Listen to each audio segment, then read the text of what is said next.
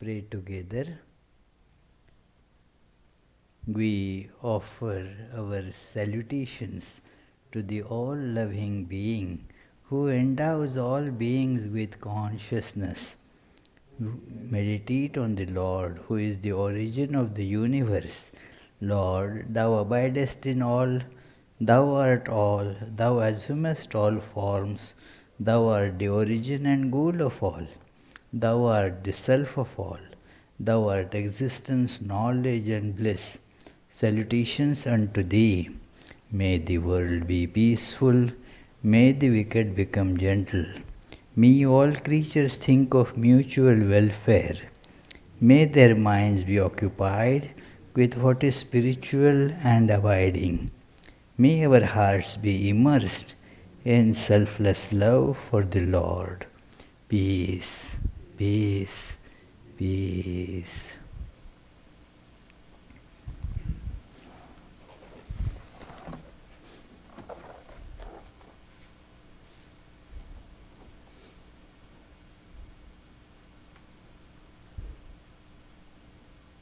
Let us feel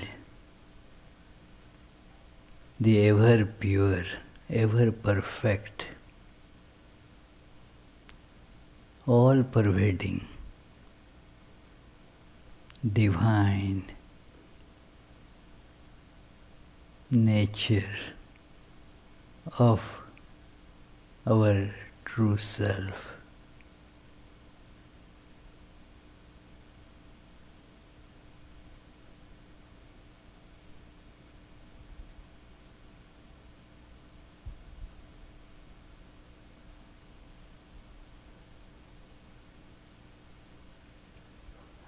It is only because of the impurities that we are not able to feel the omnipresence, omniscience, omnipotence of our true divine nature.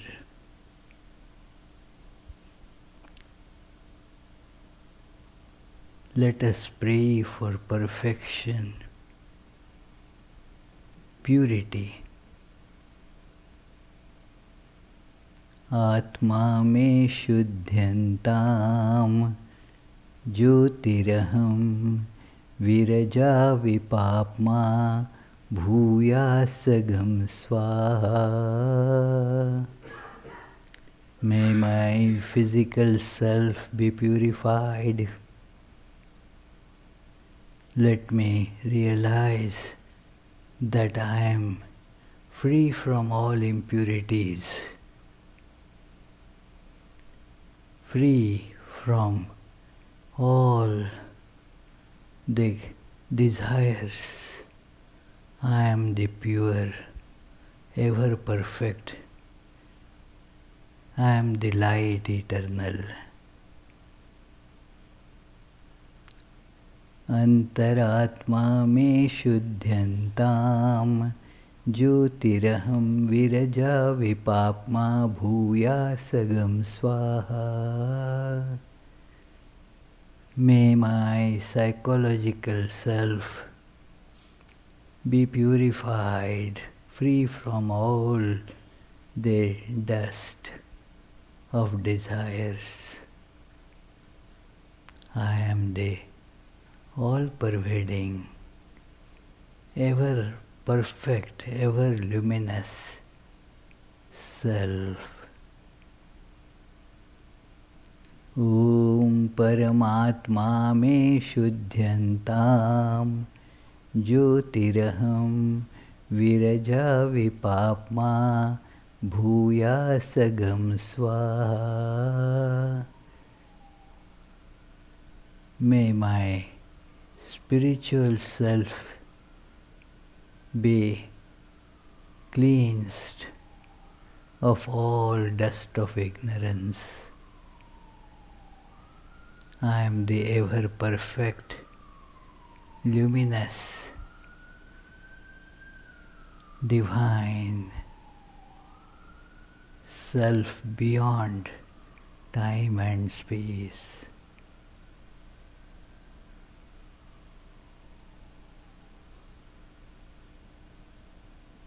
This is the abode of bliss and peace.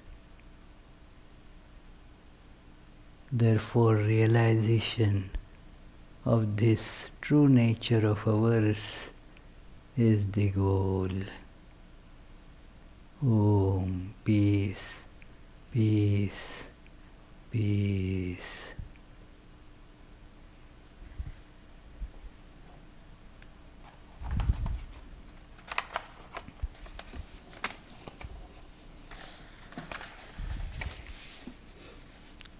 Abhijit, better connect. Cannot read. This.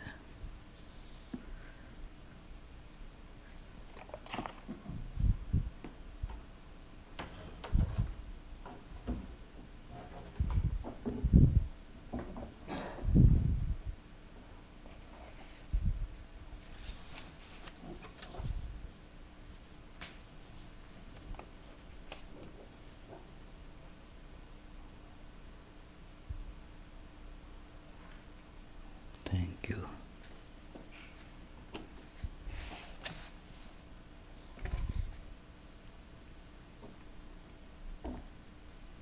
Today's topic is the result. Well, what happened? Not connected? Hello? Now, okay. Some experiments were going on up there, so, yeah. I have myself experienced, and many complain to me about this, that many incidents, many things that they did, especially many mistakes or errors that they committed in life, they stick with them for, as it were, forever. They are not able to erase those impressions. Again and again, it makes them feeling sad and depressed because those impressions are so strong.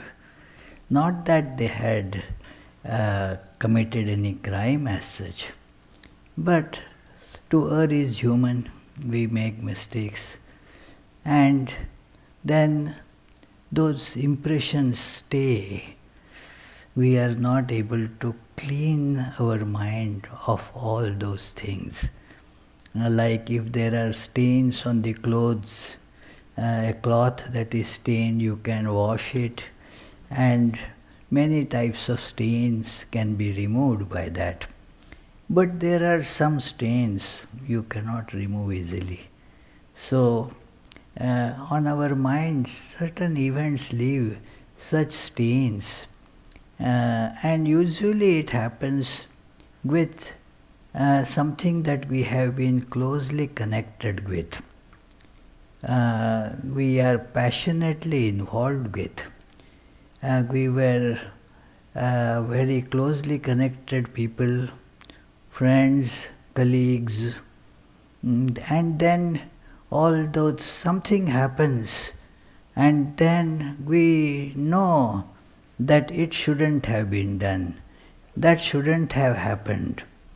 And yet, well, there is this reality that it has happened, and past cannot be erased, and the impression stays and stays and stays.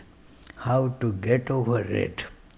It is a very difficult thing, and we see this in almost all people. It is with some it becomes more pertinent because they were closely attracted to something, very strongly attracted to something, involved with something, and suddenly, for some reason or other, that kind of that connection broke off, and now it is felt very strongly.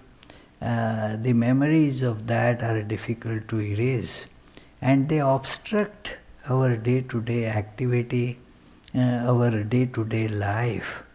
And in our spiritual life, this is an important question from both sides. Both means that this is a problem that we have to deal with.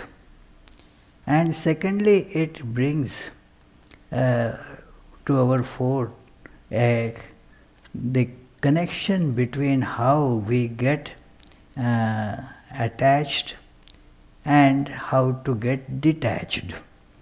Detachment is very important in spiritual life. Today's topic, therefore, is worded differently, but it is about that passion and dispassion. The problem is of this type too, that one may think that then I shall not get attached to anything. I will not love anything. I will not go towards anything. And keep myself completely aloof. Is that the solution? Well, you can be like a wall, like a stone. There are no feelings there. Should one's life be like that? Certainly not. And we should have the feeling of love. There should be feeling of attractions. It is all very good. Like what is devotion? It is attraction to God. So if there is no feeling of attraction, if there is no feeling of love, there won't be even devotion. The life cannot become spiritual. And with other people also, we need to have a loving connection with all. The problem is that we form it, and then we are not able to go past that. We cannot disconnect that. And so it is a big problem. Imagine that we switched on the lights and we are not able to now switch it off. That will be a problem. There are, we on our computers these days, so many these files, so much data gets collected. And if we are not able to use the delete button, then what a big problem it would be. So there is this accumulation keeps on happening, and we are not able to delete it. Everything then in our mind becomes very depressing. In our homes, in our rooms, also lot of things are collected. We order many things on whatever online portals. We go to shopping, buy many things. Oh, looks so good. No, I must have it. And you buy it. And now, where to keep it, what to do with it, because you use it maybe for a few days and then it just lies there without being used. So, it occupies a lot of space. But we get attached to those things, and so it becomes very difficult for our mind to say, okay, I don't need it, let me now put it out, let me throw it, let me give it away, whatever. But our attachments come in the way. We hold on to those things passionately, even though we know in our heart of hearts that no, this is better, I should get rid of it. Better those things be removed. So it is a spiritual problem, a psychological problem, a physical, material problem, that we have these attractions and we get connected. And then we are not able to pull ourselves away from it. There is the passion, but then it is not under our control. There is no dispassion, that removing what we got connected passionately and disconnect with it. So this becomes a big obstacle in our lives.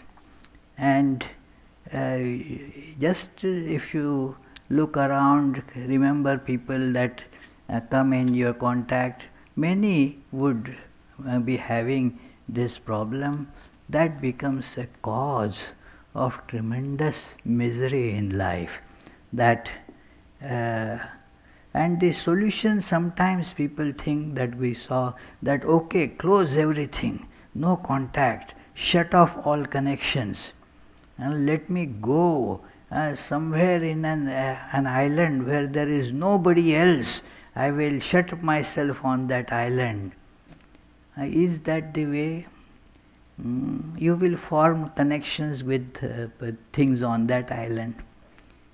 It is not possible. One of our Swamis used to say that if you want that nobody should come close, I am tired of all these human contacts, let me go away somewhere in an isolated place. And then what happened afterwards? That person, still there is this desire to form connections, relations, and started talking to birds and animals and plants, formed connections with them.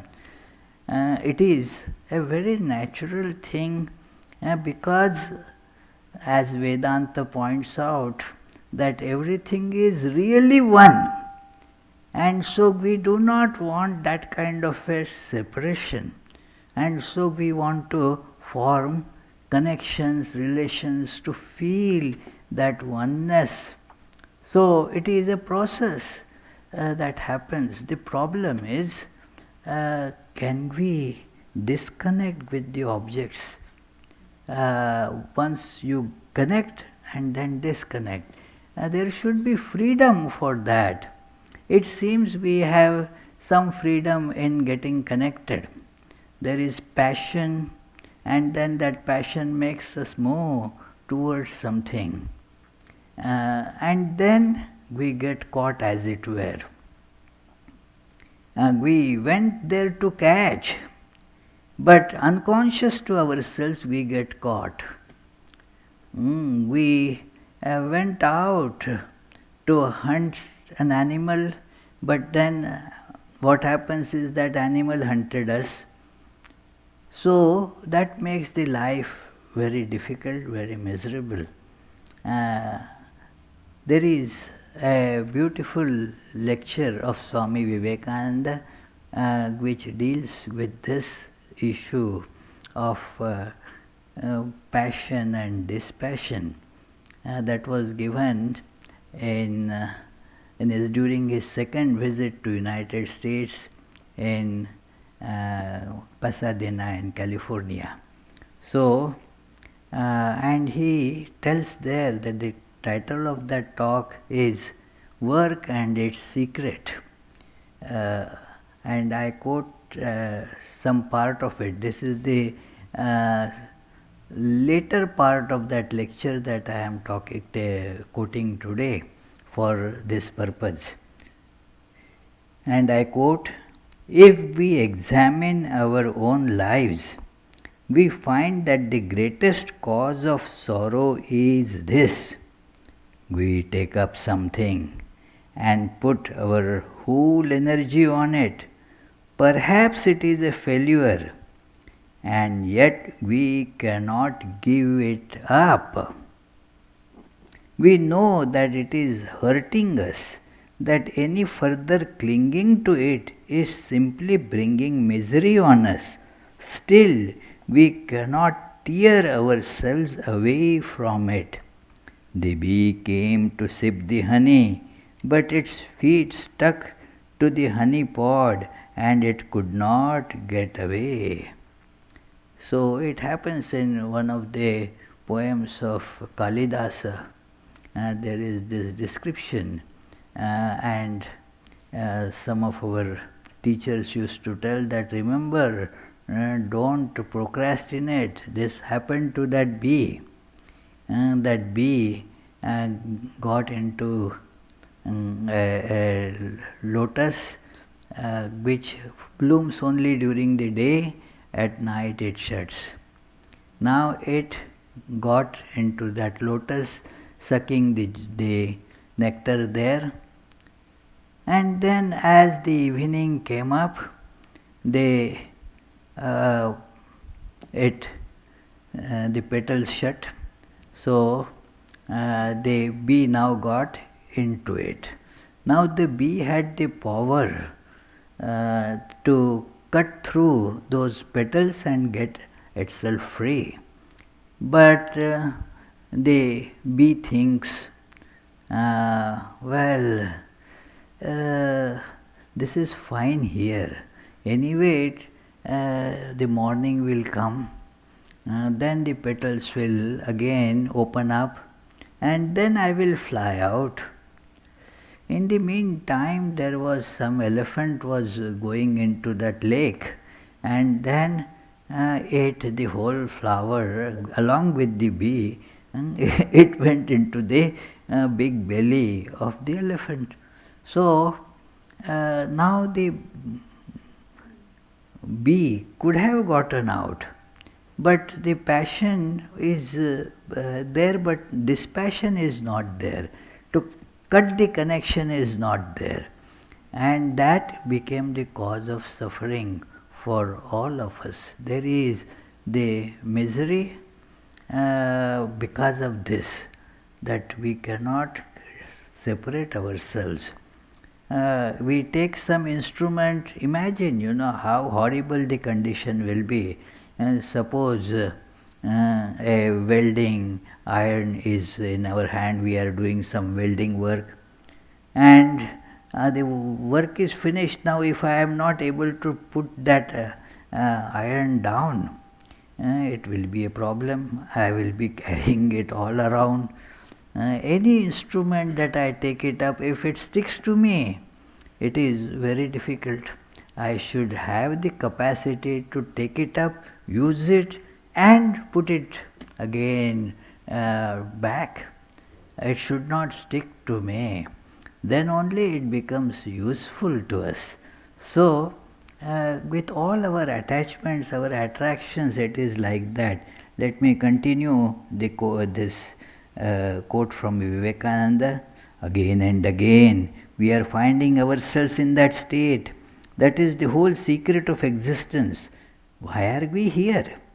We came here to sip the honey, and we find our hands and feet sticking to it.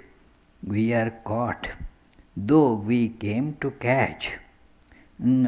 I saw some time back a dog in a very terrible condition. The dog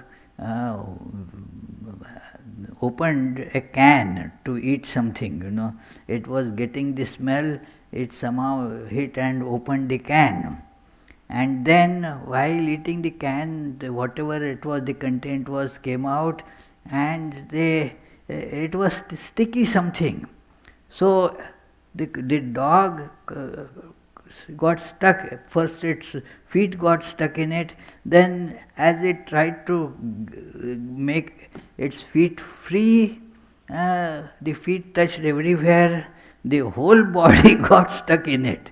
So that is what happens, that the fellow is now stuck in with all that. So we get stuck, we get attracted, and we do something out of that attraction and are not able to get free from it. So we came to enjoy. Isn't it true? We came to enjoy. we are being enjoyed. We came to rule, we are being ruled. We came to work, we are being worked. All the time we find that, and this comes into every detail of our life. We are being worked upon by other minds, and we are always struggling to work on other minds. So, this is the state. If this, he says, had it not been like this, the life would have been all sunshine. Never mind. With all its failures and successes, with all its joys and sorrows, it can be one succession of sunshine if only we are not caught. We get caught. That is the problem.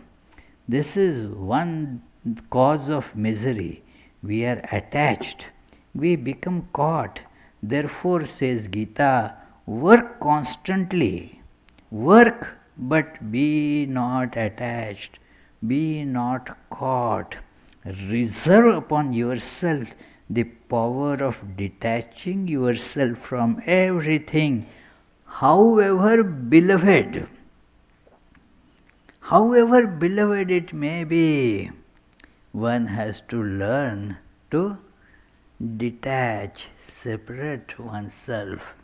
It is that doesn't take away the love, that takes away only the suffering. It is freedom goes with love. If there is no freedom, then the love is only a show. There is really no love. You want to enslave somebody, and that you call as love. In love, there is freedom. So, there is this, we are really not loving, we get attached and give it a good name. That is how, when we cannot accomplish something, our failure is given a name that sounds good. Hey, you are a failure doesn't sound good. But you were not good enough, you have to try more, then you feel better, You will be successful next time. So it is not told that you are a failure this time, but next time you will be very successful. So we give nice name, we get attached, but then it doesn't sound good that we get attached. It appears that we are not capable, it appears that we are slaves. So we give it a nice name, love. It is not love at all. If you examine that it is attraction and getting caught. And then that gets the good name, nice name, love. It is in our regular terminology also, therefore the word love is used in many different ways. Like I love ice cream. Means what happens to the ice cream? Mayuk, you love ice cream means? What gets consumed, it is gone. It is not that you really love ice cream, you loved ice cream for yourself. It is selfishness. So this is not really love at all. But we call it love because we are not able to separate ourselves from it. So it is. However much the soul might yearn for it, however great the pangs of misery you feel if you were going to leave it, still reserve the power of leaving it whenever you want. The weak have no place here in this life or in any other life. This strength has to be cultivated, the strength to detach. Our problems are because we are weak in this respect. We are not able to pull ourselves away. When there is no need, we should pull away. When there is need, we should work on it, we should go to it, and as soon as the need is done, it is gone. Leave it, finished. You go, say, to a barber shop, and then the barber did the work, and then do you still continue sitting there? No, the job is done. I get up and then go to my other work. So, in life, this power is to be developed, that I get attached and I should be able to detach. This is how a spiritual life gets built, so that we can properly direct our love. Our love becomes purified then. It is weakness leads to all kinds of misery, physical and mental. Weakness is death. There are hundreds of thousands of microbes surrounding us, but they cannot harm us unless we become weak. We have no capacity to resist those. Our immunity is not there to resist that onslaught of the disease. So that is where we become slaves and suffer. So it is, he continues, never mind, they dare not approach us, they have no power to get a hold on us until the mind is weakened. This is the great fact. Strength is life, weakness is death. This is a very important statement, and one should write this in bold letter on one's mind, that this strength is life, weakness is death. So, it is strength is felicity, life eternal, immortal. Weakness is constant strain and misery. Weakness is death.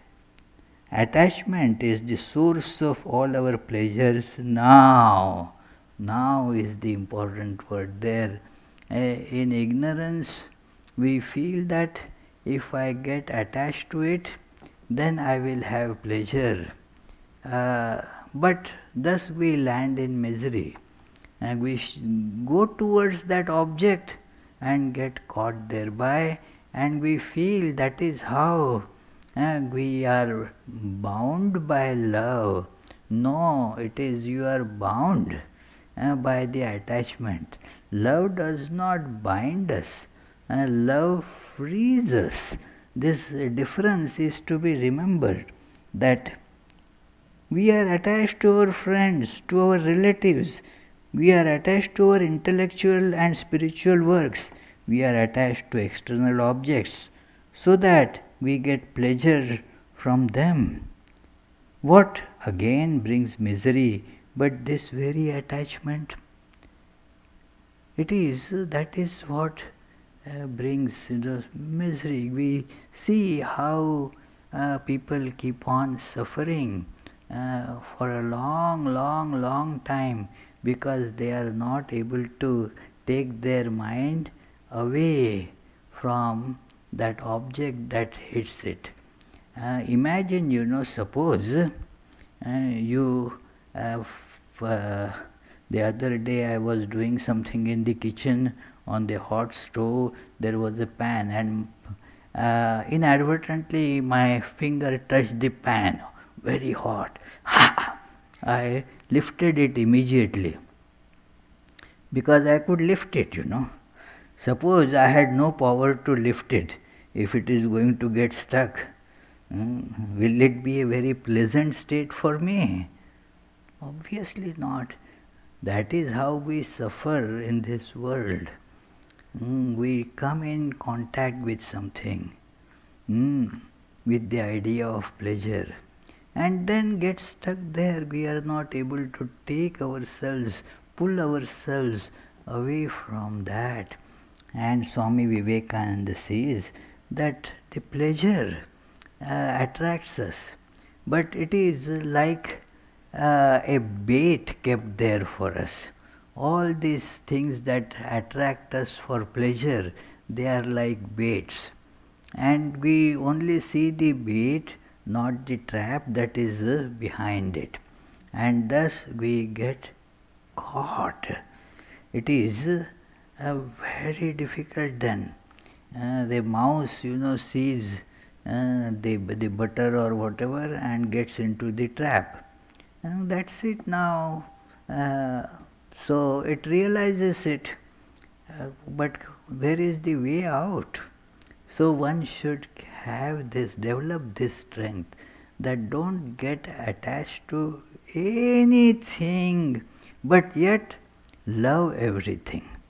It doesn't mean that your heart should become dry without any love. No, there should be immense love. And many times this question comes, without attachment, how can there be love?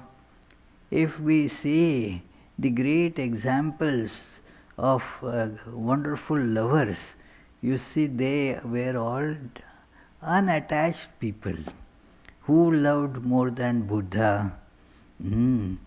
But there is detachment. Who loves more than Sri Ramakrishna or Krishna or Jesus? But no attachment. Infinite love, immeasurable love there, but yet absolutely no attachment. And this is how we can say that if we want to love, love will bring this freedom and strength. Now, what happens is we go for pleasure, not for love. We go for pleasure. And that which appears to be pleasant, we think that we love it. But love was not there, it was a sensation of pleasure that drew me towards that. Like Mayuk loves ice cream means what? It gives a pleasant sensation when eaten, So it is that draws us towards those. And then the pleasure. The price is to be paid, you take pleasure and you get caught.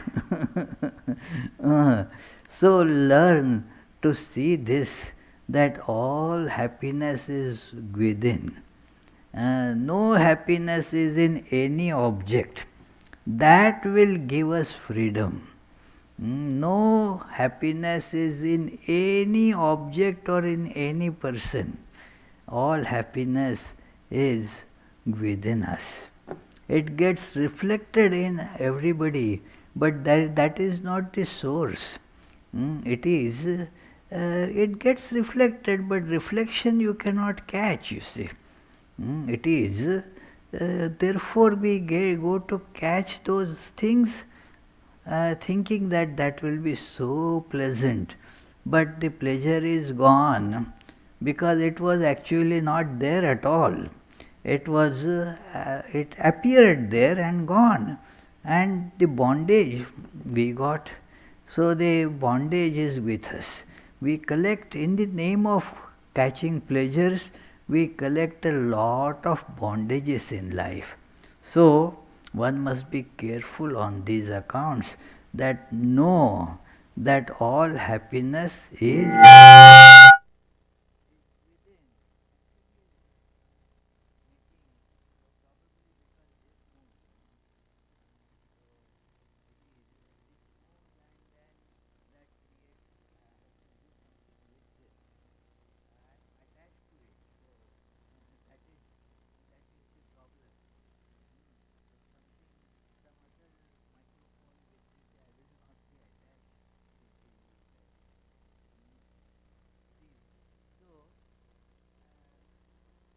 can see that the difficulty is that there must be as much power of attachment as that of detachment. Do not give up the power of attachment. We should have the feelings, the emotions, but we should see the purpose of those. And then there should be the power of detachment. Yes, I went to kitchen to do cooking, and now the job is done. Now I can get out of cooking, the kitchen. So there should be that attraction for something is fine. But if it is out of the sense of pleasure that I will get pleasure from there, we don't get pleasure actually, but we get this bondage, this attachment. So he continues like this. There are men who are never attracted by anything. They can never love. They are hard-hearted and apathetic. They escape most of the miseries of life. But the wall never feels misery. The wall never loves, is never hurt. But it is the wall after all. Surely it is better to be attached and caught than to be a wall. So, power of attachment is very good. If we have similar power of detachment, then we will not get caught. We will be working in this world. We will do many things, get connected to many people. We will be passionate about things. But then we have the capacity to detach, be dispassionate also. So, this power of dispassion is to be developed without, and this is important, without removing the power of passion. Without passion, there is no force in life. Our passion kind of moves us. So it should be there. Say how passionately Sri Ramakrishna loved God, but he was so detached. There is this very telling incident that Narendranath, later Swami Vivekananda, as soon as he came to Sri Ramakrishna, everybody saw that Sri Ramakrishna is in such tremendous love with him. He used to weep, shed profuse tears if Narendranath did not come to see him for some time. And when Narendranath is there, there is this passage in Gospel of Sri Ramakrishna about it. Then Sri Ramakrishna's attention is on Narendranath, and some devotee remarks, as if we are all not in this room at all. So much was Sri Ramakrishna's attraction for Narendranath. Narendranath himself scolds him that what? By this you will be reborn. It is said that whatever you are attached to, you will take birth according to that. Look at that story of Jada Bharata. I am not going into that story, but a sage out of so-called compassion. Initially it was like compassion, caught a orphan deer, and then that loved that deer, took care of that deer, constantly was thinking of that deer, my dear dear. So it is, and then when this sage died, he had to take the birth of deer, because the whole mind was in the deer. So Narendranath told Sri Ramakrishna, look, this is your condition, so detach from me. And Sri Ramakrishna, having such a great opinion about Narendranath, was really concerned.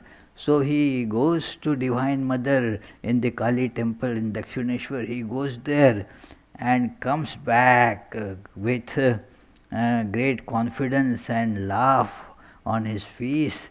Hey, you rascal, mother showed me that I love you only because I see God in you. Otherwise I will not be able to see your face also. Now this is the power of attraction in Sri Ramakrishna. And the power of detachment. At one time Narendra comes. That very Sri Ramakrishna who would be just so much attracted to Narendranath, Sri Ramakrishna refused to talk to him, refused to cast even a glance at him. And this continued. Narendranath used to come and Sri Ramakrishna would take no notice of him. He later said, this incident concludes that after a long time passes like that, Sri Ramakrishna asked Narendra, hey, why do you come? It is, I do not talk to you, I even do not take notice of you. Why do you still come? Narendranath said, because I love you, so I come. Whether you talk to me or you don't talk to me, doesn't matter to me. I love to see you, I like to listen to you, so I come. It is, see the Sri Ramakrishna's power of detachment, that he could stop at any time talking to Narendranath, and that too continued for a long time. So, this is where the freedom is, that love is there and the freedom also is there. Without this freedom, it becomes an abject slavery. So, therefore, Swami Vivekananda says here that it is we have to have this feeling of love. That soul has not been awakened, that never feels the weakness, never feels misery. That is a callous state. We do not want that. Well, it is better, to be alive, not like a wall. Even if we are attached, it is better to be attached than becoming a wall, an inert thing. It is, even if we are going to get caught, it is still better than becoming an insentient object. The sign of life should be there. So, therefore, killing the mind, stopping all avenues of love, that is not at all the solution. It is like the same example that suppose I am not able to switch the lights off, so I stop the electric supply, no electricity in my house, tell the power supply company, cut the connections, I don't need it. That is not the solution. I need to have light, I need to have other usages of this power, but I should be in control. There should be a switch on off switch in everything. Then it is useful. So one has to develop that switch of dispassion. At the same time, and again I am quoting, at the same time we not only want this mighty power of love, this mighty power of attachment, the power of throwing our whole soul upon a single object, losing ourselves and letting ourselves be annihilated, as it were, for other souls, which is the power of power of gods. We should be able to throw ourselves in love for others. It is power of gods, but we want to be higher even than the gods. The perfect man can put his whole soul upon that one point of love, yet he is unattached. How comes this? This is the secret to learn. This is the secret of work. Work. We must work, and work with all passion, all attention at your disposal. Be so involved in the work as it were one will feel that this person is a workaholic. But when the work is done, you are free from it. And I have seen this happening with so many people. When I was a college student, I got to see that some of these Swamis intensely putting their whole soul in doing the work. It was amazing to see, and I used to think, oh, they are so attached to it. No, and after the work is done, they have no impression of that work. They are completely detached.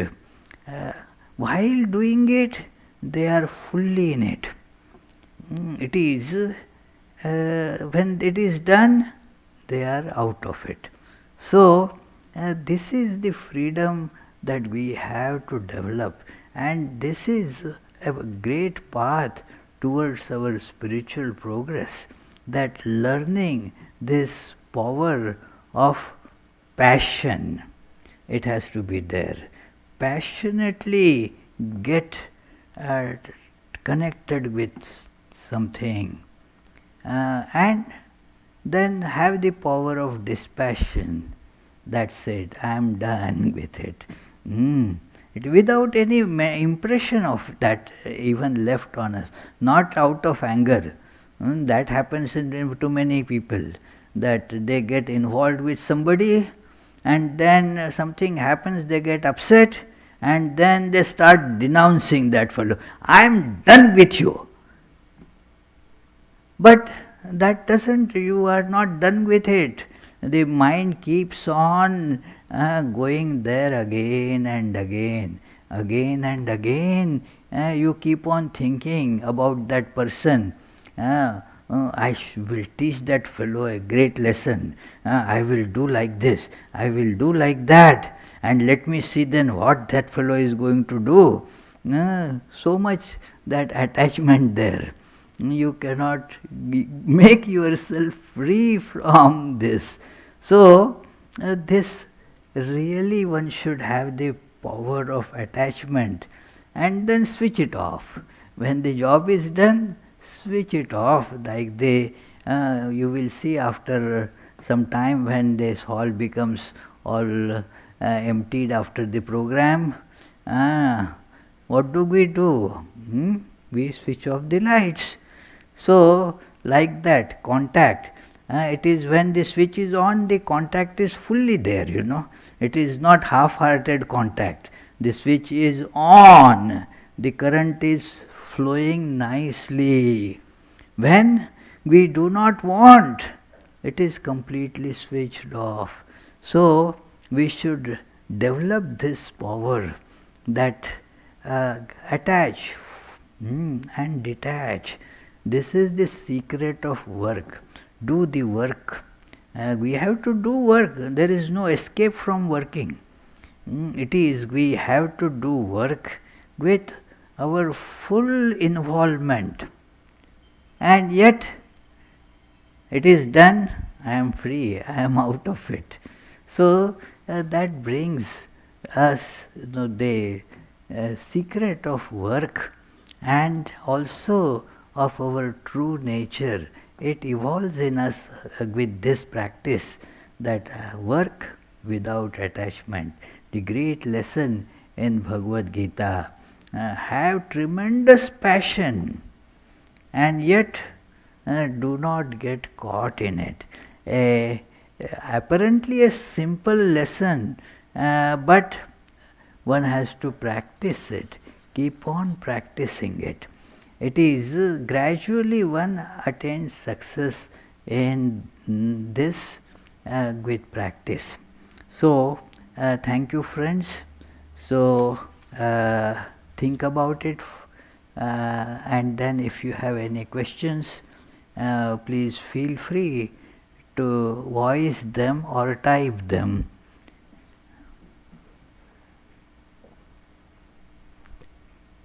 There seems to be no question here. Is there any question upstairs? No. So we are, because they know that we have our annual general meeting, so today it is going to take anyway a long time. So people are wise not to ask questions today. So let us see our this session, pre-summer break session is almost over. Only one important meeting is left, that is on Tuesday we shall have the regular class Sri Ramakrishna and his divine play, and then there will be summer programs. There has been a list of summer programs, important summer programs that we have been giving in our last couple of flyers. And then now the June-July flyer also is published. Do we have a copy there? So, no,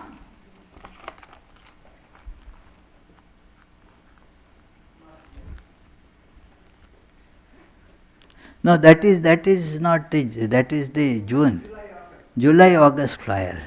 Yeah. So it is July-August flyer. No, that is June. I want July-August. Thank you. Yeah, on the back there are some programs given, but not all. Yeah, there is the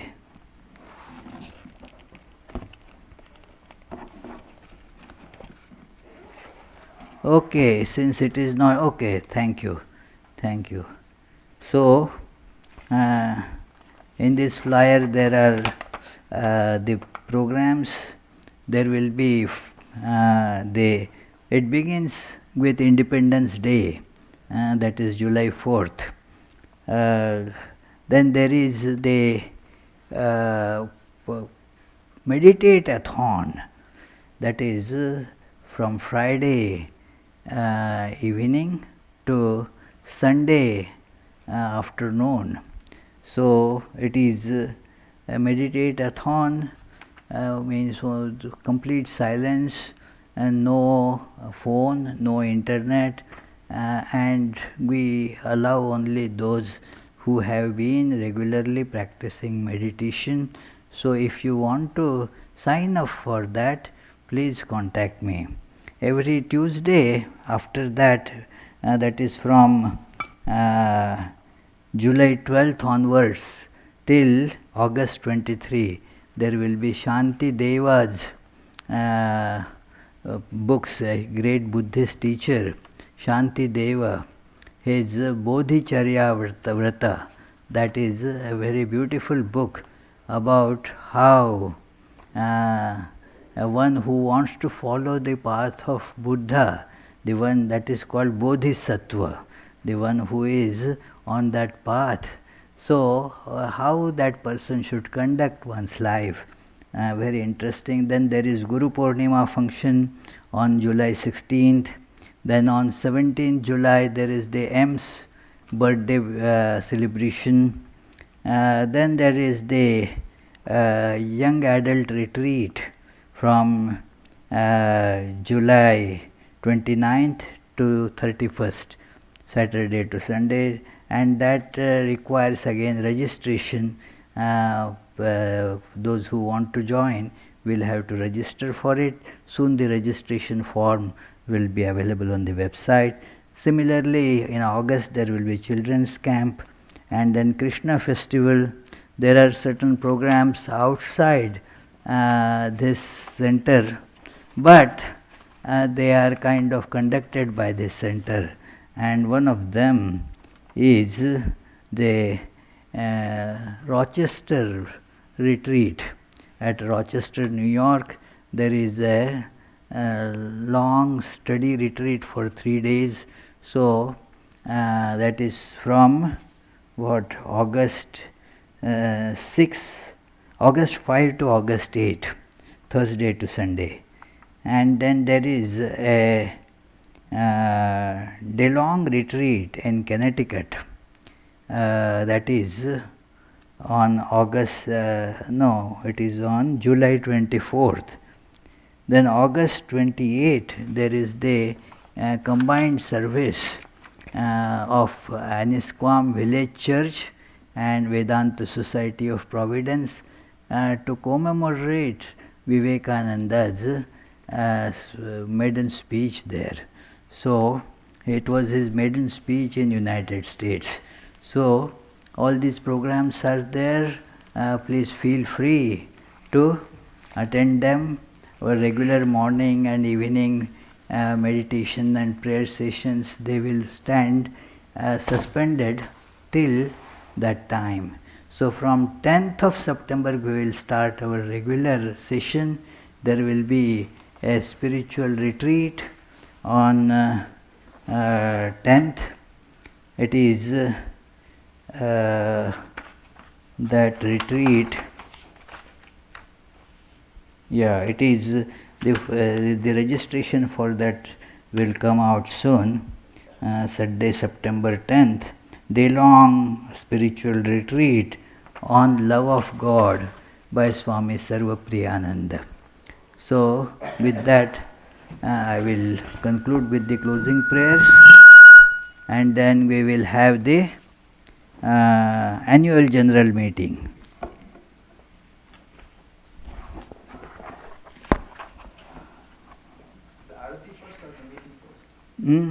No, annual general meeting first, then Arati.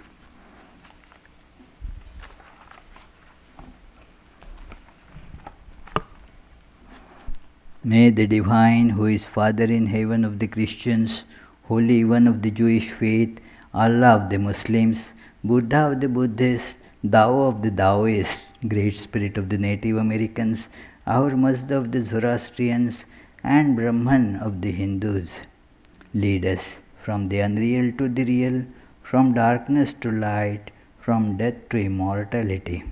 May the all-loving being manifest himself unto us and grant us abiding understanding and all-consuming divine love. Peace, peace, peace be unto all.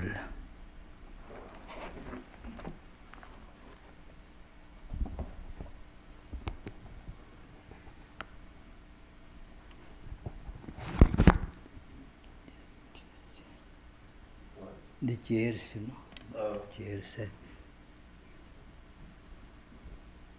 How many? They are to be kept here. How many? Two. Okay.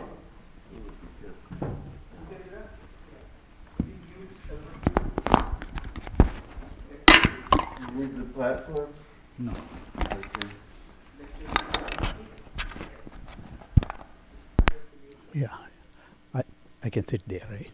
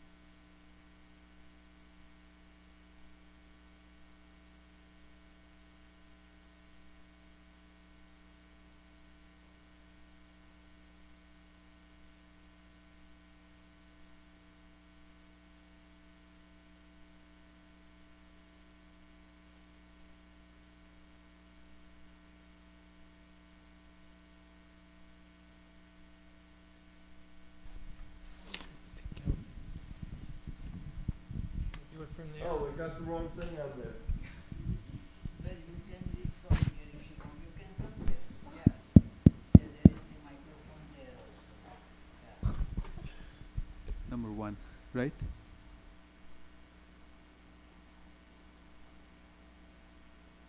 Hello. Should I turn on the sensitivity? Hello. Okay.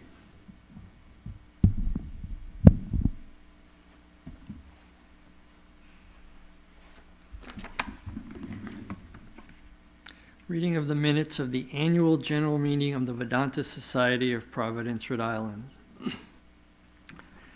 These are the minutes from last year's annual general meeting, which was held on Sunday, June 20th. An opening prayer was offered by Swami, followed by the first order of the business, which was to nominate the meeting chair. I proposed Joan Chadbourne, whose name was seconded by Charles Feldman and others. Joan took the chair in the front of the room beside Swamiji. Swami described Joan's involvement in the center. She had been a member for 60 years and was initiated by Swami Akhilananda, who was the founding monk of this Providence Center. Joan served in many capacities in the Providence and Boston centers, as well as the associated Marshfield Summer Camp Retreat. Swami said it was not easy to find somebody with such dedication as Joan. He followed, "Let me too get some of those qualities." Swami also mentioned that Joan is an accomplished poet and has included poetry in some past presidential remarks. Next, Chet Bonzek, the secretary of the society, read the minutes of the last general meeting held previously, and those were unanimously accepted. Rishali Pal then narrated a report of the 2020 activities supported by a PowerPoint presentation, which chronicled the year's events, programs, web statistics, and described the changes in the programs, which were necessary due to the coronavirus pandemic and related state directives and mandates. The Chronicle gave brief summaries of the daily and weekly schedules, the list of Sunday talks, guest lectures, pujas and worship days, symposium, retreats, concerts, holiday, and summer programs. Also described were the programs which occurred outside of the Providence Center and a list of groups who visited the center. The treasurer, Charles Feldman, read the balance sheets and accounts. Using some preliminary architectural drawings, Chet then described the plan to build a new shrine area by extending and enclosing the existing Buddha balcony. With the new shrine in place, this current room, which has been up to now both shrine and lecture hall, will serve in the future as a lecture hall and venue for occasional performances of programs, music, and dance. The lower level residential area will be expanded, and then there were a few question and answers following that demonstration or that presentation. We'll give some updates on that project as part of tonight's meeting. Chet then returned the floor to Swami, who discussed the year 2020, especially in the context of the impact of COVID virus on the program offerings. Swami thanked the members, making special mention of the cooperation of all during a very difficult year. Swami was very thankful for the tireless efforts put in by all of the volunteers in keeping the activities going in a year with many challenges and difficulties. Joan Chadbourne was then requested to grace the audience with her remarks. Joan praised the Society's work to spread the teachings and messages of Sri Ramakrishna, Holy Mother, and Swami Vivekananda, and the work done by many volunteers of the Society, saying in part, "Thank you so much for all of the works you have all done to keep this beautifully loving, charged, sacred place going, and may we all be filled with this loving unity. The purpose of loving unity, we are all blessed being here with our true teacher." Swami thanked Joan for her service and remarks, expressing how fortunate we were to have Joan available to us for that meeting last year. The meeting came to conclusion with prayers.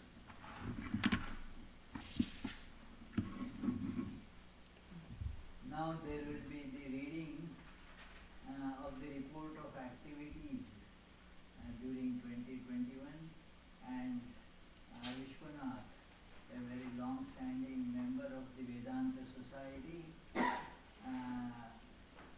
and a member of our executive committee, will be reading that. Please. Summary.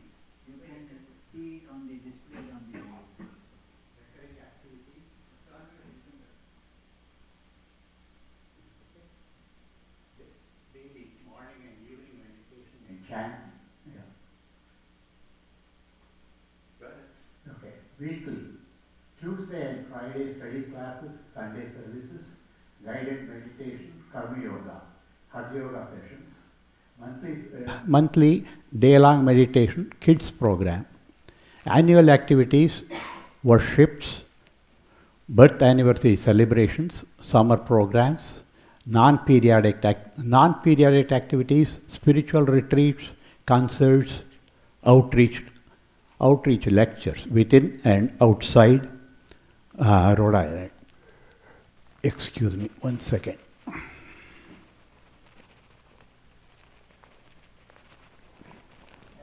many of these programs were not happening. Like kids program was not happening last year. We kind of, Very But he is reading all that. no, I had to grade it out. Hmm. He didn't notice that. Oh, But that graying out has a special meaning. It will come up later. okay. Summary of the web activities, web data, Facebook, Twitter, YouTube, accounts figures, and new construction plans. Morning schedule, 5:45 to 6:45 a.m. meditation. 6:45 to 7 a.m. chanting, short reading from complete works of Swami Vivekananda. 7 to 7:25 a.m. daily puja. Evening schedule, 7 to 7:20 p.m. Aarti singing and a short reading from Uniqueness of Sri Ramakrishna by Swami Bhuteshananda. And on Saturday, initially from Holy Mother Sri Sharda Devi by Swami Gambhirananda, and later from Teachings of Sri Sharda Devi published by R.K. Mutt Madras. 7:20 to 8:20 p.m. meditation. Tuesday study class, 7:30 to 8:30 p.m. Swami Shardananda's book, Sri Ramakrishna and His Divine Play, translated by Swami Chetanananda. 39 classes by Swami Yogatmananda from page 578 to page 657. One class by guest Swami Shantatmananda on Ramakrishna as a teacher. Friday study class, 7:30 to 8:30 p.m. Stories from Srimad Bhagavatam, 38 classes by Swami Yogatmananda. Class number 38, Maitreya Story of Creation, to class 75, Story of King Prithu. Sunday services, 5 to 6 p.m., 33 lectures by Swami Yogatmananda, 3 substitute guest lectures, Father Francis X. Clooney, Pravrajika Vrajaprana, Swami Sarupriyananda. 4 symposium lectures on birthday celebrations, Universal Brotherhood Day 1. Opening songs by Peter Travasino 5, Alexis Houston 1, Abhijit Sarkar 2. 6 to 6:15 p.m. Arati. Karma Yoga, Saturday mornings, 8:30 to 10:30 a.m. Weekly services, primarily involving cleaning of the premises, about 5 participants on average. Suspended due to COVID-19, Saturday morning guided meditation, Hatha Yoga sessions, just kids Sunday activities. Monthly events, day-long silent meditation, 12 noon to 8 p.m., usually held on the first Saturday of the month, held 9 times in 2021, on average about 13 participants. Special puja worship days, morning puja, devotional singing and flower offering, afternoon lunch followed by video presentation, evening symposium, sankirtana or chanting. Due to COVID-19 restrictions on occasions, afternoon programs had to be skipped.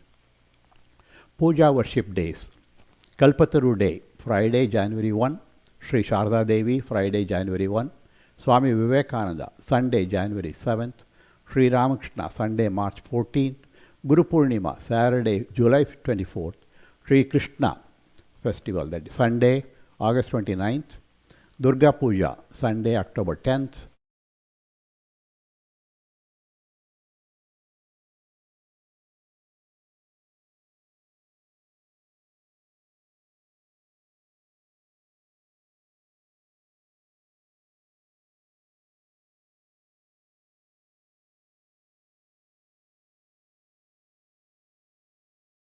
symposium. Speakers, Sarah Fudd, Arunim Roy, Professor Ayana Yukan, Swami Yogatmananda.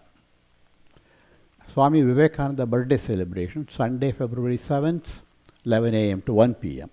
Special worship, flower offerings, devotional singing, take-home prasad lunch distribution. Swami Vivekananda birthday celebration, evening symposiums, Sunday, February 7th. Speakers, Professor Jyoti Champanerkar, Prithvish Basu, Chester Bonchek. Event followed by Shiva Sankirtanam. Sri Ramakrishna Puja, Sunday, March 14th, 11 a.m. to 1 p.m. Morning program, Vesper service, flower offering, devotional singing and reading. Take-home prasad lunch. And 53 attended in person, large number on YouTube. Sri Ramakrishna Puja, Sunday, March 14th, 4 p.m. to 7 p.m. Evening program, video on the life of Sri Ramakrishna, symposium, Sankirtanam, and 30 attended in person. Sri Ramakrishna Puja, Sunday, March 14th, symposium. Symposium speakers, Professor Sukalyan Sengupta, Professor Gloria Hernandez, and Ezenwa Anwag Beno. Then Saturday, July 24th, 11 a.m. to 3 p.m., Guru Purnima. Worship, singing, reading. Flower and food offering, Arati.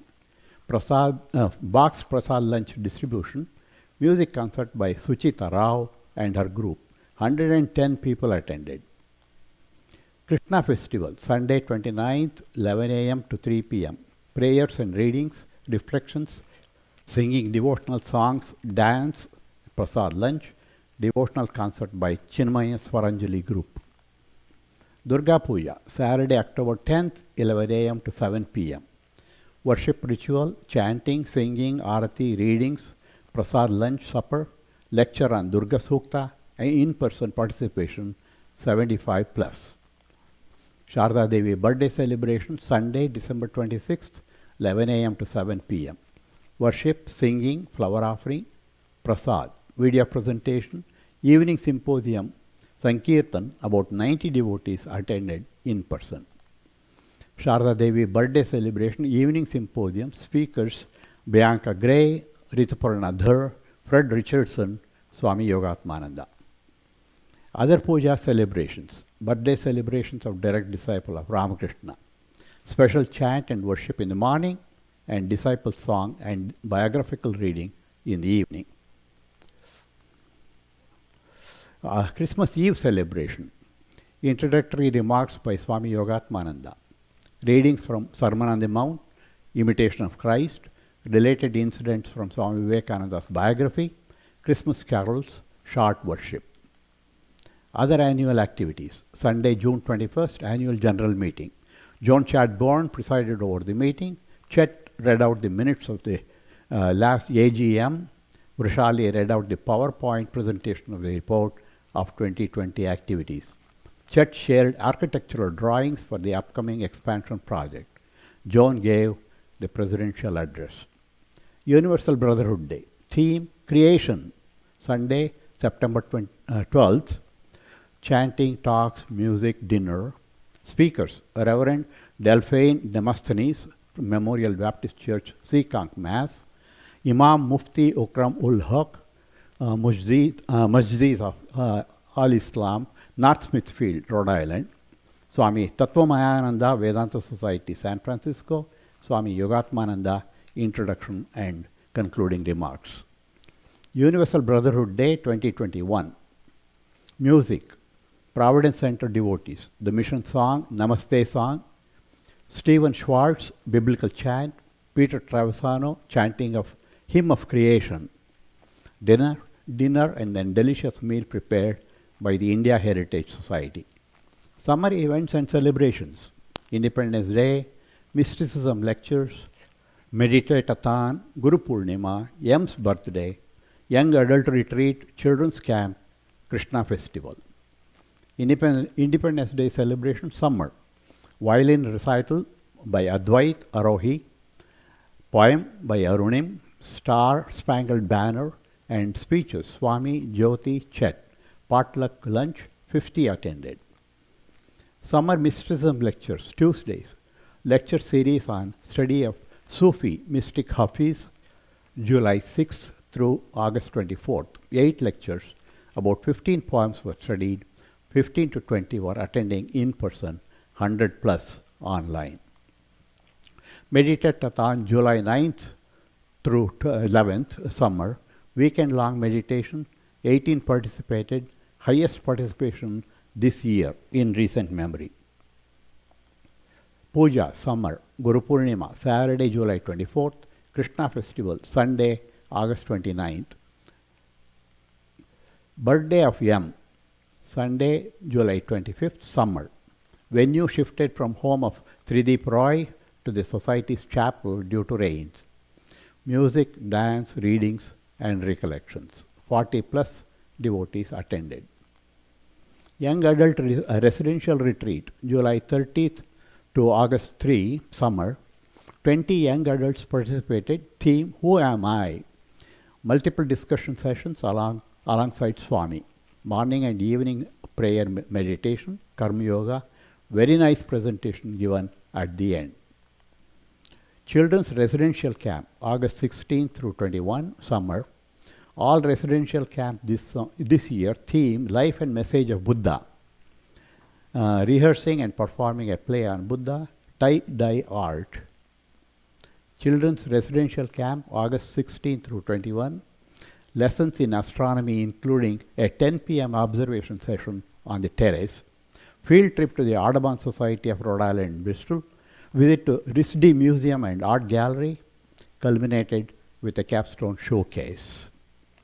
Non-periodic activities, day-long spiritual retreat, Swami Yogatmananda, Saturday, June 12th, topic Open Secret. First such retreat after 18 months, 2 lectures, readings from Swami Vivekananda's work, question and answer, and 45 attended. Day-long spiritual retreat number 2, Swami Tattvamayananda, San Francisco, Saturday, September 11th, topic Yagnivalkya Maitreyi Dialogue. Vedantic Tale session by Swami Yogatmananda, devotional music, QA, and 36 attended.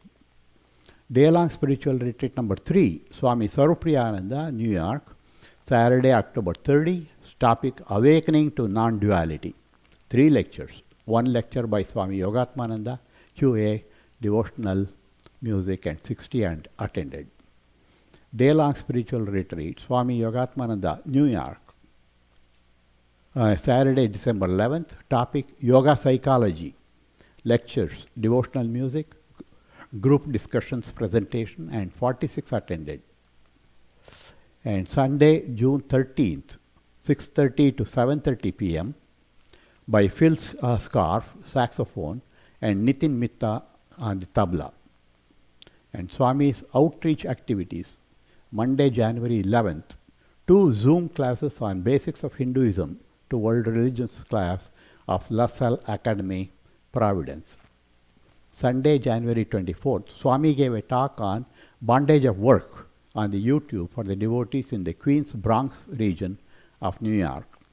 Sunday, January 31st, Swami gave a talk on Vedanta and Harmony of Religions on the Zoom for the devotees belonging to an international group.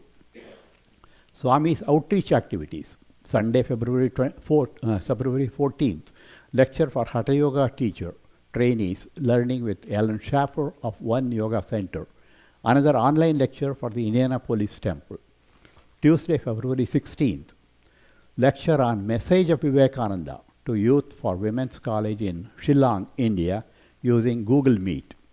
Sunday, February 21st, talk on YouTube for the devotees of Vedanta Society of Connecticut on the fear of falling in the middle.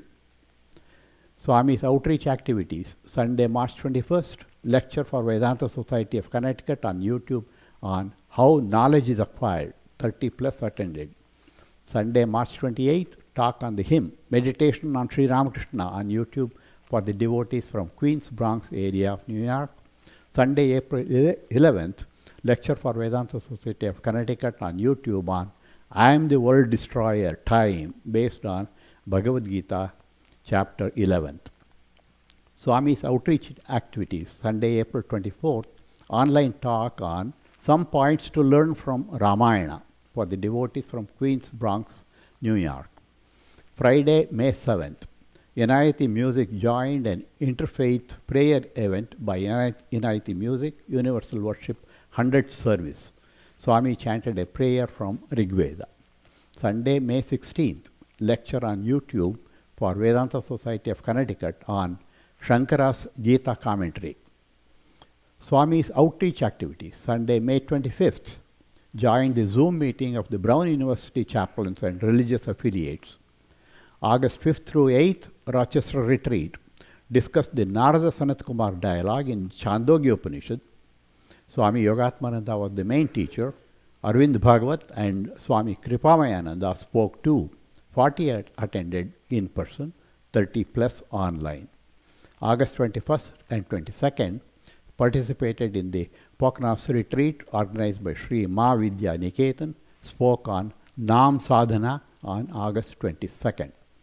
Swami's outreach activities. Sunday, September 5th, day-long retreat at Vivekananda Retreat, Ridgely Manor, New York, on Upadesha Saram, essential teachings of Ramana Maharshi. 23 people attended. Sunday, September 19th, talked at the Vedanta Society of Connecticut on how to stop doing wrong things based on the third chapter of Bhagavad Gita, attended in person by 14, many online. And Sunday, September 26th, participated in a special service at Aniscombe Village Church, Gloucester, Mass, commemorating Swami Vivekananda's lecture at that church in August 1893. Talks by Swami Yogatmananda, Reverend Sue Kohler Arsenault, singing of songs about Vivekananda, and lunch. Attendance in person limited to 60 due to COVID, and 20 plus devotees connected with Vedanta Society participated. Monday, October 4th, class on Hinduism for the World Religion class at the Salve Regina University, Newport, Rhode Island. 40 plus students present. Sunday, October 24th, spoke on Sri Ramakrishna and Shakti at Vedanta Society of Connecticut. 12 attended in person, many on YouTube. Monday, October 25th, talk on meditation and health at the Public High School of Central Falls, Rhode Island. 30 students attended. Wednesday, November 3rd, gave the opening remarks at the Diwali function at Rhode Island State House, organized by Federation of India Associations of New England. Attendees included the Governor of Rhode Island, Indian Consul General, and other dignitaries. Thursday, November 4th, provided interfaith ideas to 32 fourth grade students visiting Vedanta Society from Moses Brown School, Providence, along with 2 teachers. Gave opening remarks at the Interfaith Coalition to Fight Poverty.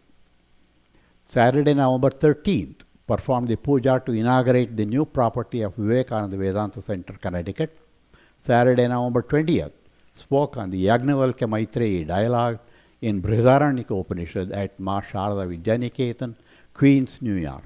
100 plus devotees attended and spoke to a group of 45 on Path to Salvation in Wayne, New Jersey. Sunday, November 21st, lecture on meditation, worship and work based on Bhagavad Gita, various chapters at the Vedanta Society of Connecticut. In-person attendance was 11. Sunday, December 5th, lecture by Swami on Holy Mother Sri Sharda Devi at Vedanta Society of Connecticut. Jyoti Champanerkar, as a part of the lecture, spoke on identity of Sharda Devi and Sri Ramakrishna. 8 people attended in person. Web data, Facebook. Total followers, 5,902, 4% increase from 2020. Total page likes, 5,751, 3% increase from 2020. Twitter, 2,063 tweets, 26.6% increase from 2020. 1,355 followers, 52.1% increase from 2020. YouTube, Vedanta Society of Providence, 3.21K total subscribers, 17.8% increase from 2020. 230,242 total views, 33.6% increase from 2020. And this is the histogram. So you can see the month and the unique visitors, number of visits, pages, hits, and the bandwidth.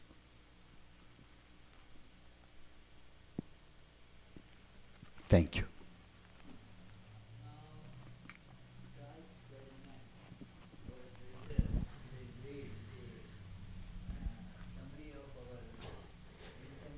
Clicker, clicker. Okay, the accounts and the figures. Oh, no, I got here. Should I read the 2021 or 2020 also? Okay. Income categories. Bookstore sales was $2,350.55. Collection, $15,245.07. Dividends and interest, $2,089.83. Donations, $220,836.98. Swami's personal, $5,382.04. Miscellaneous income, there was none. And total income categories was $245,904.47. Expense categories, bank charges, $1,147.67. Bookstore purchases, $623.59. Charity, $2,003.58. Honorariums, $700. Housekeeping, $8,157.80. Insurance, $5,858. Investment, $14,420.49. Medical, $0. Miscellaneous, $68. New construction, $109,469.02. And it just disappeared.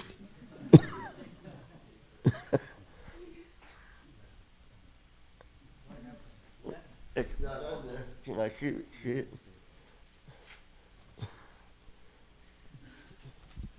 What happened? I don't know.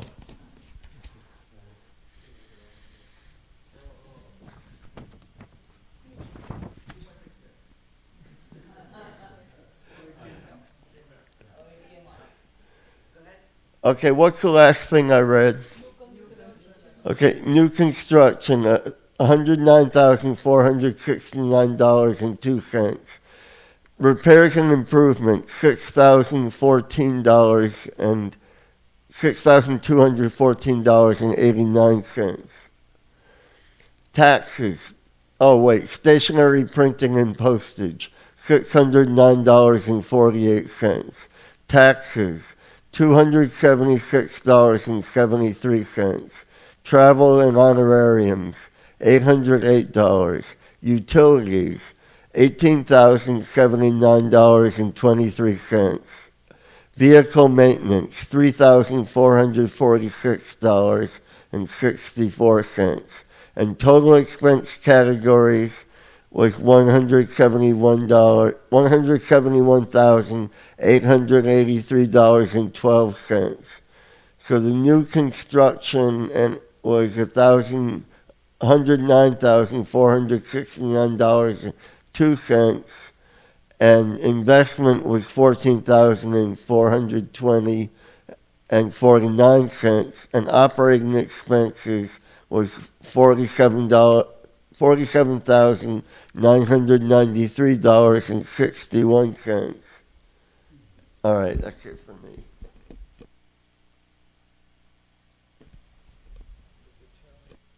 I think this is mine, yes, thank you. Do you need this? No.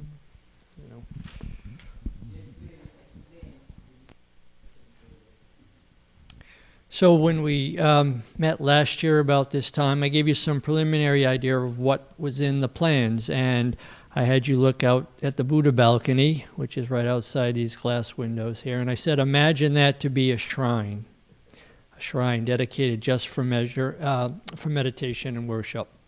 This room would then become a lecture hall and used for occasional other performances. And the lower level, the residential quarters, will be expanded. And we looked at some drawings. I'm happy to report now that the contract has been signed and the project is underway.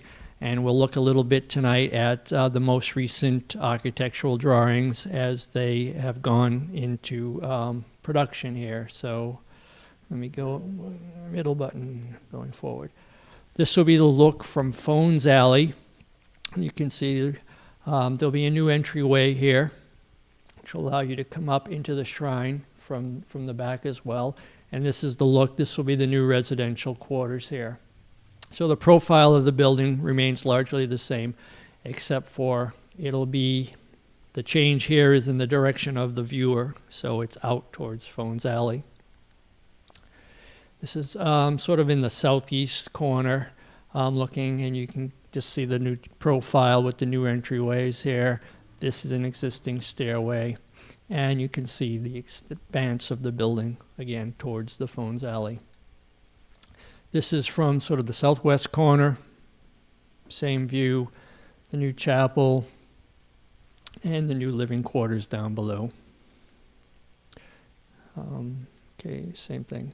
These are the elevation drawings in a little bit more detail, probably not readable by most people. It's barely readable from me close up here, but it lays out some of the materials like the composite panels across the top, and some of the other details, some of the landing here for the new stairs, because there'll be a change in the slope of the groundwork out in the back. This is a top view of this room. So this parabolic arc here is about where Swamiji is sitting right now. And it's going to be parabolic to reinforce the sound, so that gives you the projection forward of the speakers in the lectern area. In behind there, where Sri Ramakrishna and the altar will be the start of what we'll call the green room.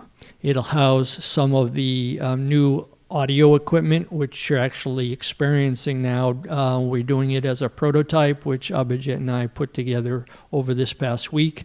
So the amplifiers are now in the back, feeding the mixer up in the balcony and then being played out. Other uses of the green room will be shifted. So right now where the puja sink is in the preparation room will be now pushed down into this area adjacent to the new shrine, so that all those preparations on puja day can go on, very closely located to the shrine and altar, which will be located over here. This is all new. This is the shrine itself. Okay, the children's room is going to become part library, part children's room, and this wall will be removed early on in the construction. Some of the front work, the lobby and the entry door will be redesigned and removed. This is the lower level view of the same, so it's just top down, but it's the next floor down below. So our current retreat space where concerts have been held, and during big programs, it also serves as an auxiliary dining space. And sometimes summer programs are held down there. It's a little cooler in the summer, so the Tuesday lectures are often held down there. All of this area in the top is the new residential spaces. It lays out some new bath and shower capabilities within the rooms, and some changes to the existing lavatory and sink and those type of structures going on in this area. So I think that's it. That's just an overview of what's coming. Currently, the schedule has it completing in early 2020. So the next,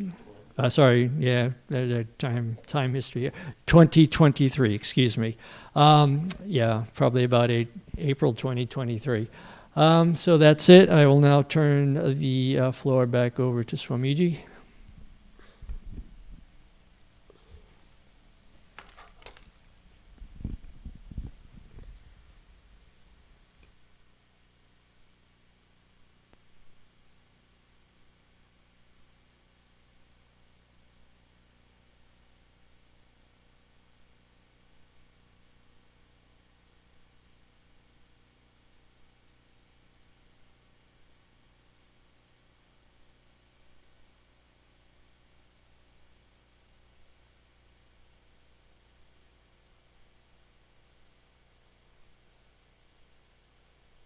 Feel free to ask. There was a Saturday morning reading group on Sri Sarada Devi and her divine play. That was during that time, right? That was, yes, during that time, but it was not conducted by Vedanta Society of Providence, so it was not mentioned there. All right. Yeah. Any other question?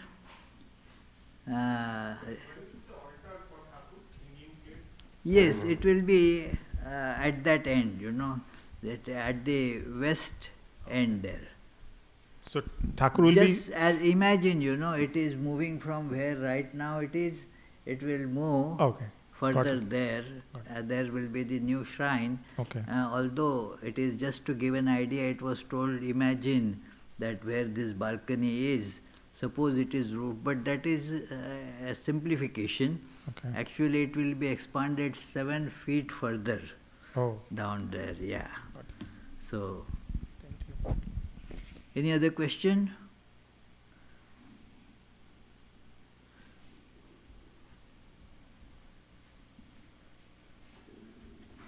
Okay then, you just read about Joan Chadbourne in our last annual general meetings report presented by Chet. And we didn't know, but at that time what was said was like an obituary to Joan Chadbourne. She passed away this January, early January 2022. So it was a big loss for us. So it is there is some planning about holding some memorial meeting for her, but it is not, due to various constraints of the family, it is not going to happen very soon. So that's it. So now I request our esteemed chairperson of the meeting, Mr. Cyrus Mehta. As I mentioned, he is with Vedanta Society for many years, many decades, and has been serving in various capacities at Vedanta Societies of Providence and Boston. He is a statistician of great repute. He is considered one of the very few, one of the 3 best statisticians in the world. So has his own business. He was associated with MIT and Harvard, and so we are very fortunate to have him today amongst our midst as the chairperson for this annual general meeting. So I request him. Cyrus, please.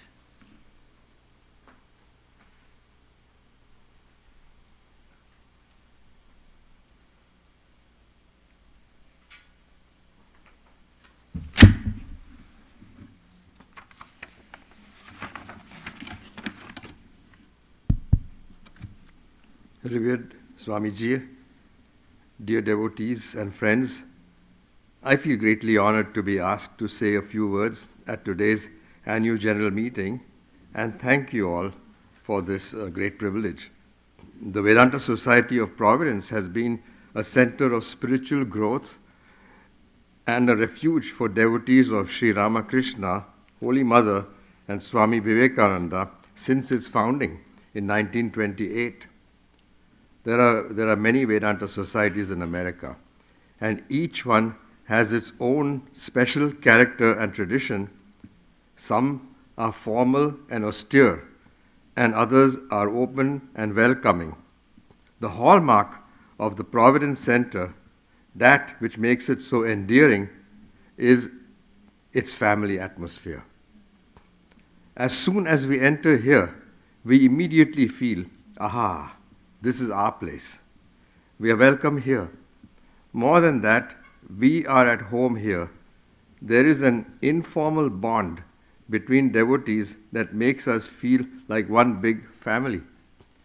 We enjoy pujas, festivals, retreats, symposia, and soup suppers together with regularity, and it builds a bond. Sri Ramakrishna used to say, "It is the nature of the hemp smoker to make merry in the company of another hemp smoker. He will not talk even to an Amir, but he will embrace a wretched hemp smoker if he happens to meet one." But underlying all this merriment is the steady and guiding hand of our Swamiji, who has put in place many special programs that help us to make progress in our spiritual lives. There are, of course, the Sunday services, the readings from the life of Sri Ramakrishna on Tuesdays, and the stories from the Bhagavatam on Thursdays. But there are other programs that are unique to the center. Let me mention a few. First, there are the all-day retreats. Swami Yogatmananda has given the analogy of a rasgulla soaking in syrup. Similarly, these retreats are occasions to soak in a specific spiritual theme, such as the Viveka Chudamani or the ABC of meditation in the company of devotees and visiting Swamis. While keeping holy company in this way can be helpful, in several places in the Gospel, Sri Ramakrishna advises us to live in solitude. He says, "Spiritual aspirants must practice spiritual disciplines in solitude for some days.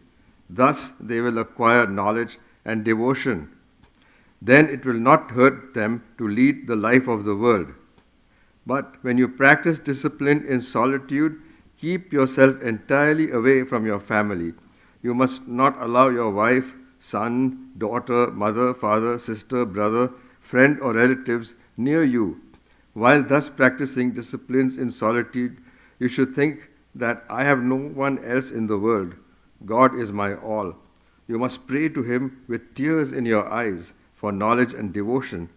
And Sri Ramakrishna continued, "If you ask me how long you should live in solitude away from your family, I should say that it would be good for you if you could spend even one day in such a manner. 3 days at a time would be even better."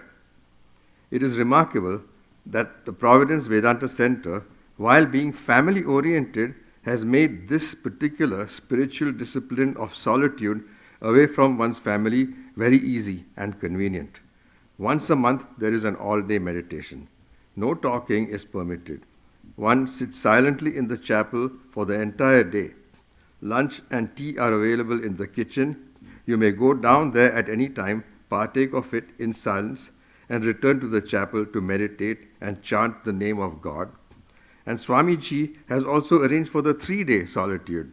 Once a year, there is a meditate-a-thon from Friday to Sunday. Again, no talking, no cell phones, complete silence the entire time. These programs are indeed special and allow us to withdraw into ourselves for a while before returning to the world fully refreshed and ready to take on our challenges.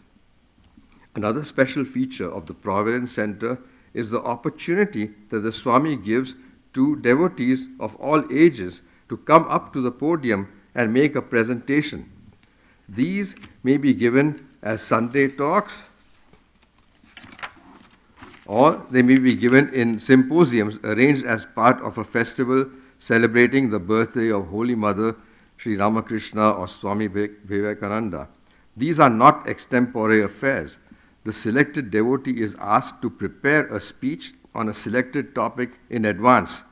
This is a wonderful occasion both for the speaker and for the audience. For the audience, it is a chance to gain a fresh insight into the teachings of the great souls from the perspective of a fellow devotee, and thus see a point of view that might not have occurred to him or her previously. And it is even more valuable for the speaker, who must dive deep within, come up with a fresh interpretation of a holy scripture or teaching, and then communicate it clearly to the audience. I have been deeply moved by some of these presentations that come straight from the heart. One of the nicest traditions is the open invitation on festival days to come up to the microphone and sing during the puja. The Swami remains fully concentrated on conducting the worship while people come up and offer devotional songs in Bengali, Hindi, Sanskrit, or English to the deity being celebrated. Everyone is invited and all freely participate with great feeling. I would like to mention one more special tradition of the Providence Center, and that is the Universal Brotherhood Day. This day in September marks the start of the new season and commemorates Swami Vivekananda's speech on Universal Brotherhood at the World Parliament of Religions on September 11, 1893. Swami Yogatmananda invariably invites religious leaders from various backgrounds and religious traditions that we may be exposed to the many different ways in which God is envisioned and the underlying harmony. Finally, the loving service of the volunteers who help the center in numerous ways cannot be overstated. Among other tasks, they tend the garden, compile the weekly newsletter, and manage bookshop, and run the technology for broadcasting the talks on the internet. We all benefit from this great example of karma yoga in practice. Allow me to end with a personal reflection. I started coming to the Vedanta centers of Boston and Providence 46 years ago when Swami Sarvakatananda was the head of both centers. He embodied Holy Mother's great teaching, make everyone your own, and he infused that sentiment into this center. That teaching permeates every corner of this center and is the foundation of its family atmosphere. We, devotees, continue to enjoy the fruits of Holy Mother's teaching because it has been carefully preserved and enhanced by revered Swami Yogatmananda ji. We thank you, dear Swamiji, from the bottom of our hearts for this blessing. Thank you.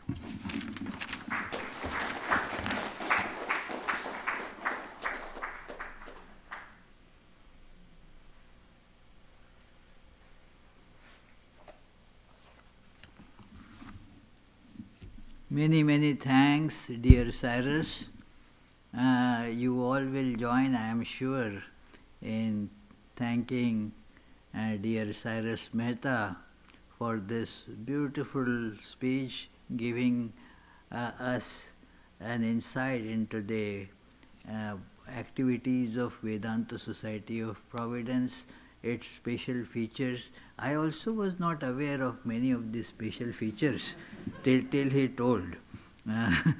So that is how it requires you to somebody to point out, they highlight things. Many thanks, Cyrus. And many thanks to you all for attending this meeting. One point that he had made, I want to again reiterate that the tremendous work, loving service done by our volunteers here. Not that they have a badge that they are volunteers. They just step in. There is no formal authorization letter that you are volunteers here. But they just come in, do whatever work is given to them to their best ability with all love, devotion. And so everybody who enjoys the benefits of whatever happens at this center must keep in their mind that it is due to the hard, loving service rendered by the volunteers here. So my thanks and salutations to those volunteers as the real torch bearers of the message of Vedanta coming through the lives of Sri Ramakrishna, Holy Mother and Vivekananda. With this, I will just say the concluding prayers. The meeting should have been begun with the prayers, but because of microphone here, there, we are in the middle of the change, so things happen like that. But now I have got the microphone, so I will let us think of this concluding prayer as combining both opening and concluding prayers. Jananim Saradam Devim Ramakrishnam Jagadgurum Padpadme Tayo Shritva Pranamami Muhurmuhu Namah Shri Yatirajaya Vivekananda Suraye Satchit Sukhaswarupaya Swamine Tapaharine. Now there will be the Arati, and then you are all invited to join the soup supper in the basement.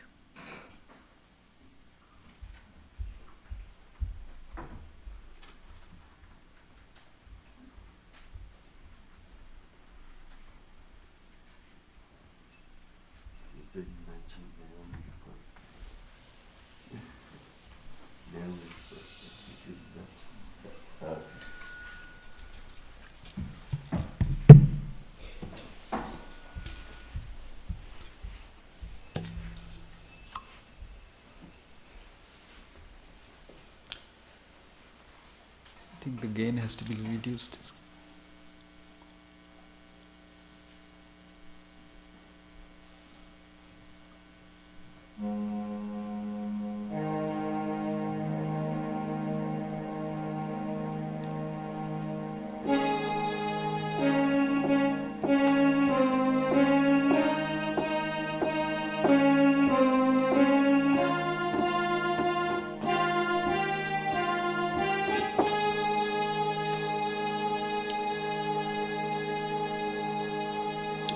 Breaker of all our worldly bondage and adored by all, we adore you too. Stainless Lord, assuming human form. Stainless Lord, assuming human form. Transcendent yet filled with love. You free us from the stain of sin and ornament our world. Consciousness is your form. Your eyes always purified by knowledge. Your eyes always purified by knowledge. Looking at them, illusion is gone. Ocean of shining love and feeling, ever inebriated in your infinite love. Your feet always dear to your devotees. Your feet always dear to your devotees. Form a boat to cross this world. Revealed to us as God incarnate and the Lord of all things, helping us join with you. Your mind's always set in the divine light. Your mind's always set in the divine light. This we can see through your grace. Destroyer of our worldly sorrow and compassion so infinite is your word. Your life's offered for the world's deliverance. Your life's offered for the world's deliverance, saving us from darkness and fear. Renouncer of all lust and lucre, therefore spiritual life. Lord of monks, you are the best of men. Lord of monks, you are the best of men. Grant to us pure love for you. You're fearless and you're free from doubting, with your mind very firmly resolved. Causeless refuge of your devotees, causeless refuge of your devotees, renouncing caste and birth. Our treasure is your holy feet, which take us very soon across this puddle of life. You give love and even sightedness. You give love and even sightedness to remove our anguish here.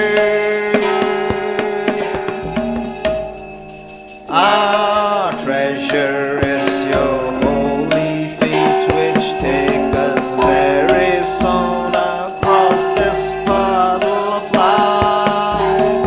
You give love and even sightedness.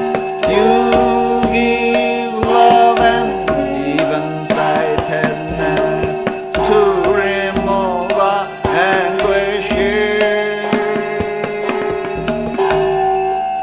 Greetings to you, O Lord, beyond both speech and mind. Greetings to you, O Lord, beyond both speech and mind. Yet you are the basis of both. O Lord, yet you are the basis of both.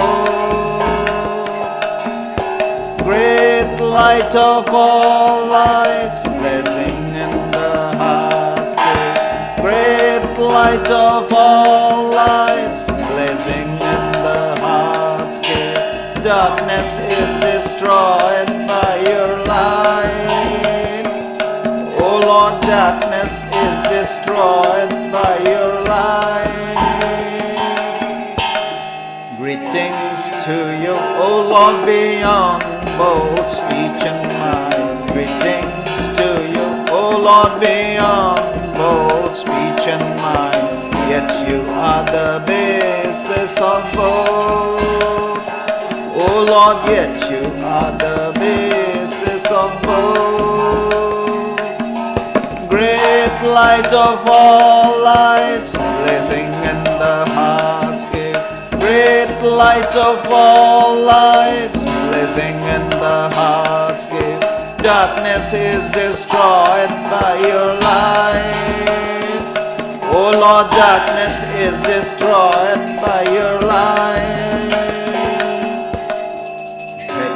Langa Ranga Bhanga, these are all the sounds of Vedanta.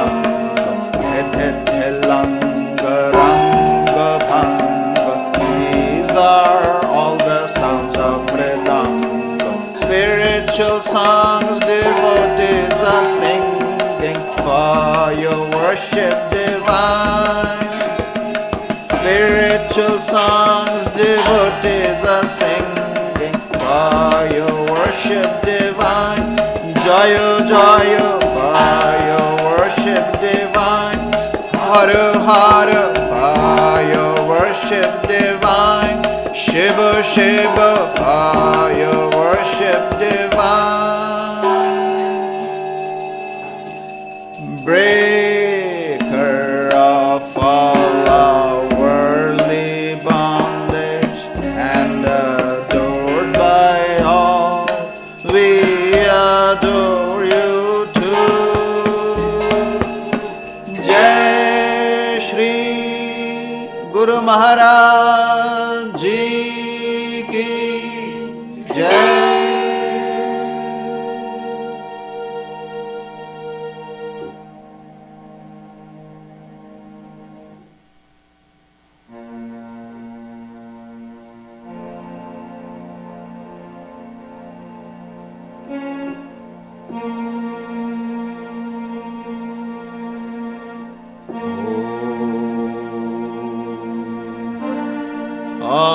Auspicious and blessed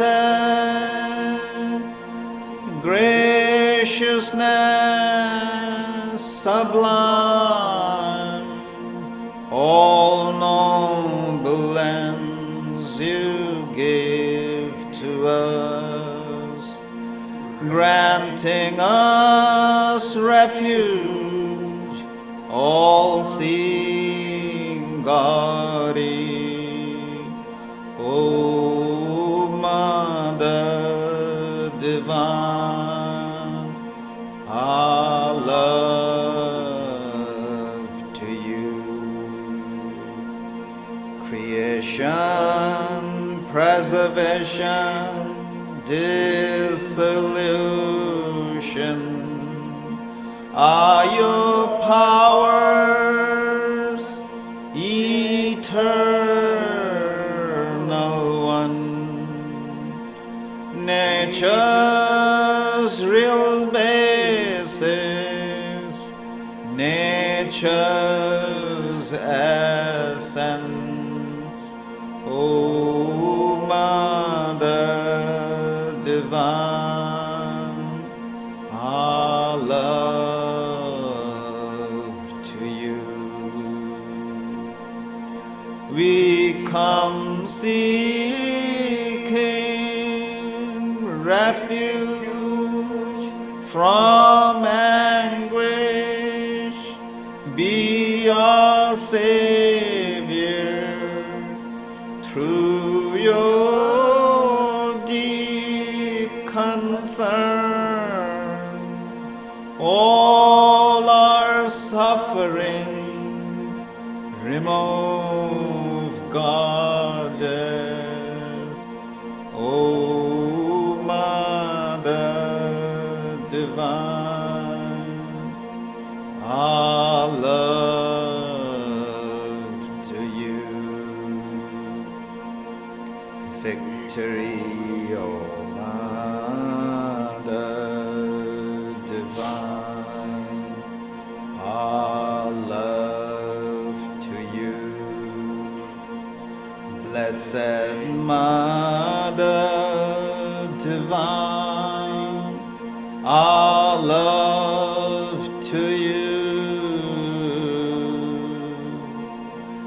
Blessed Mother Divine, our love to you. Blessed Mother Divine, our love to you.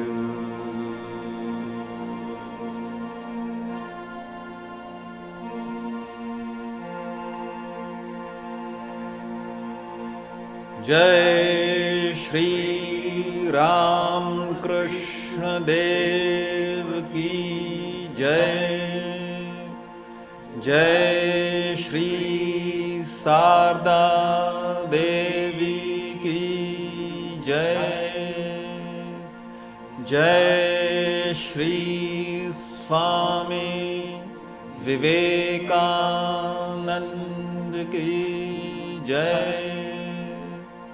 Jai Shri Buddha Dev Ki Jai.